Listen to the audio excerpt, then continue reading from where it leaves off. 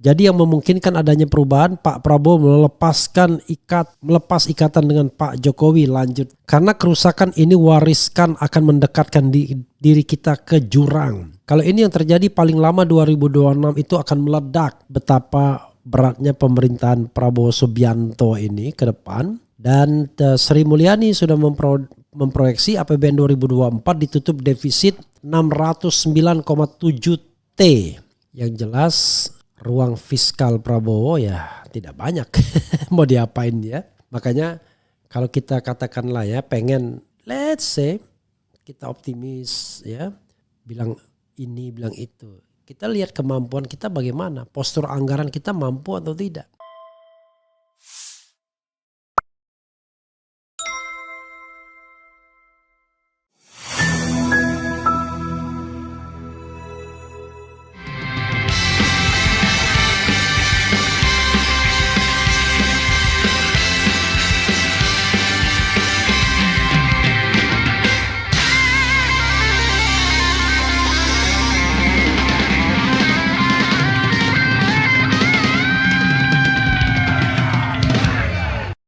Assalamualaikum warahmatullahi wabarakatuh. Sobat RH sekalian, jumpa lagi kita di channel yang keren ini. Keren cadas ya. Ini berita menarik ya mengenai seorang pengamat Indep mengatakan bahwa Prabowo adalah presiden paling sial karena mewarisi utang dari pemerintahan sebelumnya, Presiden Jokowi yang jatuh tempo pada saat tahun pertama pemerintahannya itu 2025.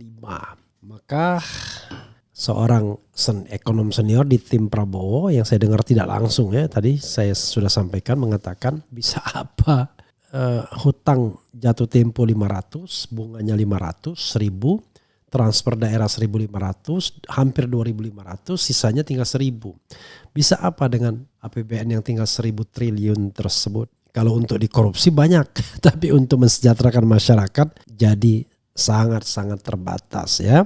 Ya sahabat daerah sekalian, tapi coba kita bacakan ya. Ekonom sebut Prabowo Presiden RI paling sial gegara Jokowi, utang negara jatuh tempo di 2025. Oke, tribuntimur.com, ekonom senior Institute for Development of Economic and Finance Indep, Faisal Basri menyebut Prabowo Subianto adalah presiden terpilih paling sial. Prabowo adalah presiden 2024-2029 yang akan menggantikan Jokowi setelah lengser dari jabatannya. Pernyataan paling sial itu disampaikan Faisal Basri lantaran Prabowo mendapatkan warisan utang negara dari pemerintahan Jokowi sebesar 800 triliun, bukan 800 triliun, 8.000 triliun ya. Sebagai presiden Prabowo akan dihadapkan pada utang 8.000 bukan 8 yang segera jatuh tempo. Seperti apa konsekuensinya? Pak Prabowo ini sebetulnya adalah presiden yang paling sial. Kenapa sial? Karena dia diwariskan oleh beban yang sangat besar, kata Faisal dalam diskusi publik di kawasan Menteng, Jakarta Pusat. Ia menerangkan tahun depan utang jatuh tempo yang dibuat Presiden Joko Widodo sebesar 800 triliun. Oke, ini jatuh temponya benar ya. Belum lagi kan segala macam. Akhirnya Pak Prabowo bilang ke Pak Jokowi, sorry nih Pak Jokowi menambah beban saya saja nih, kata Faisal Basri. Menurutnya salah satu cara agar ada perubahan, Prabowo Subianto nantinya harus melepaskan ikatan dengan Jokowi. Jadi yang memungkinkan adanya perubahan, Pak Prabowo melepas ikatan dengan Pak Jokowi lanjutnya. Salah satu wujud melepaskan ikatan itu adalah ya tidak mengakomodir menteri-menteri yang direkomendasikan Jokowi ya. Tidak mengambil dalam kabinet kaki tangan Jokowi. Karena kerusakan ini wariskan akan mendekatkan diri kita ke jurang. Kalau ini yang terjadi paling lama 2026 itu akan meledak. Tegasnya seperti dikutip dari tribunnews.com di artikel berjudul Faisal Basri sebut Prabowo presiden paling sial diwarisi utang sampai 800 triliun. Oke. Konsekuensi jika tak mampu bayar utang. Dalam kesempatan yang sama, ekonom Indef lainnya ingatkan Prabowo Subianto agar tidak menghindari utang pemerintah RI yang jatuh tempo pada 2025 sebesar 800 triliun. Menurut data Kementerian Keuangan per 30 April 2024, total utang jatuh tempo pemerintah di tahun 2025 saat Prabowo mulai berkuasa akan mencapai 800,33 triliun. Utang itu berasal dari surat berharga negara SBN sebesar 705,5 triliun dan utang pinjaman 100,19 triliun. Karena mayoritas utang tersebut berbentuk SBN, mau tidak mau harus dibayar tepat waktu saat jatuh tempo. Ya.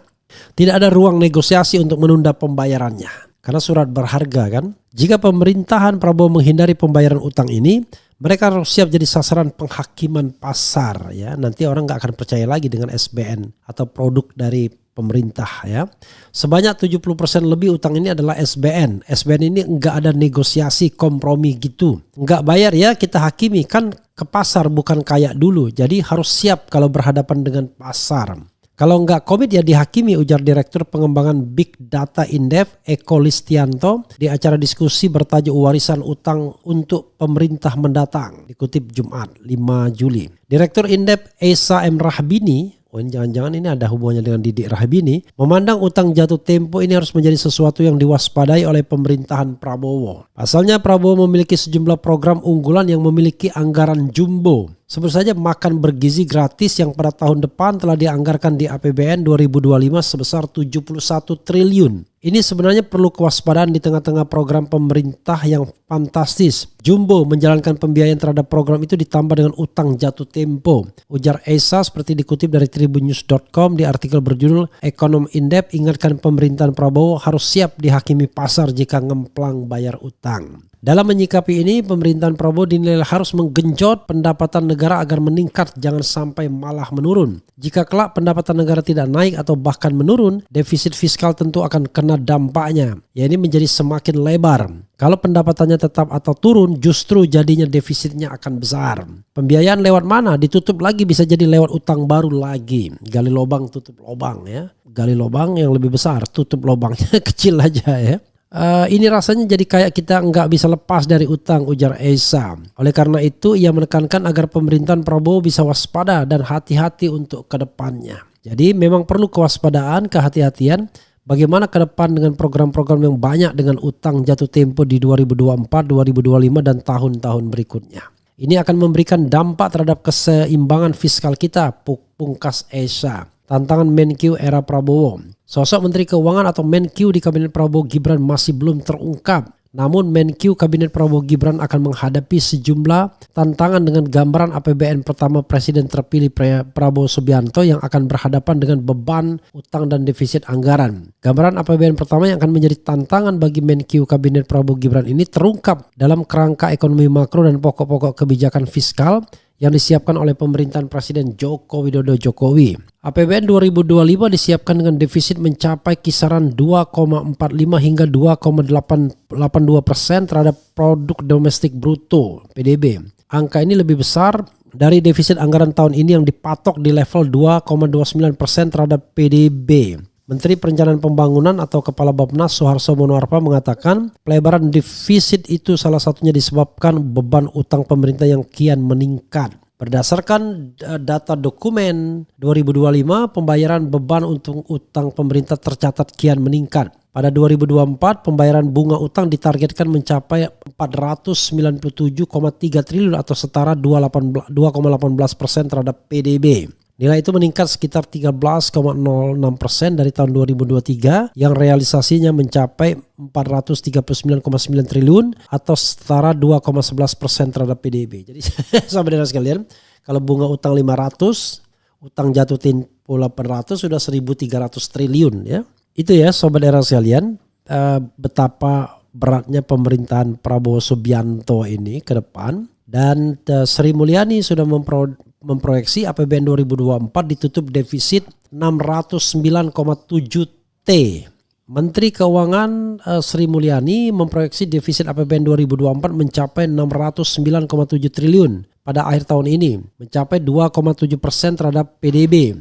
Defisit tersebut terjadi karena tingginya belanja negara. Tercatat belanja negara diproyeksi mencapai 3.412,2 triliun sepanjang 2024. Belanja negara itu juga mencapai 102,6% dari target APBN 2024 yang sebesar 3.325,1 triliun. Banyak kebanyakan ya. Sementara pendapatan negara diproyeksi hanya sebesar 2.802,5 triliun. Angka ini sesuai dengan target di APBN 2024. Dengan outlook pendapatan dan belanja tersebut, kami memproyeksikan APBN 2024 akan ditutup dengan defisit dari keseimbangan primer mencapai 110,8 triliun dan defisit total mencapai 609,7 triliun, kata Sri Mulyani ya dalam rapat kerja dengan DPR. Dengan begitu terjadi kenaikan defisit dari 2,29% ke 2,7% dari PDB. Sri Mulyani menyebut kenaikan defisit mencapai 80,8 triliun. Sri Mulyani pun mengatakan pembiayaan anggaran untuk pembiayaan tambahan defisit 80,8 triliun menjadi 609,7 triliun itu akan dibiayai melalui tambahan penggunaan saldo anggaran lebih (SAL). Adapun penggunaan SAL itu mencapai 100 triliun. Inilah mengapa 2022-2023 waktu kami mampu mengumpulkan SAL cukup besar dipakai pada saat situasi seperti sekarang, ucapnya ya. Luar biasa ya. Ya saudara sekalian, itu yang terjadi ya. Jadi sobat era sekalian, yang jelas ruang fiskal Prabowo ya tidak banyak. Mau diapain ya. Makanya kalau kita katakanlah ya pengen let's say kita optimis ya, bilang ini bilang itu. Kita lihat kemampuan kita bagaimana, postur anggaran kita mampu atau tidak. Kita mau membuat rumah tapi anggarannya nggak ada, kan nggak mungkin. Jadi realistis ya. Lalu bagaimana? Ya pertama cari orang yang serius bekerja, cari orang yang tidak korupsi, cari orang yang mau mengabdi, itulah kalau mau. Tapi kelihatannya dari orang-orang politik yang berseliweran ini, berapa orang yang serius mengabdi, berapa orang yang tidak korupsi dan lain sebagainya. Itu soalnya. Kalau korupsi itu sudah jadi habit ya susah.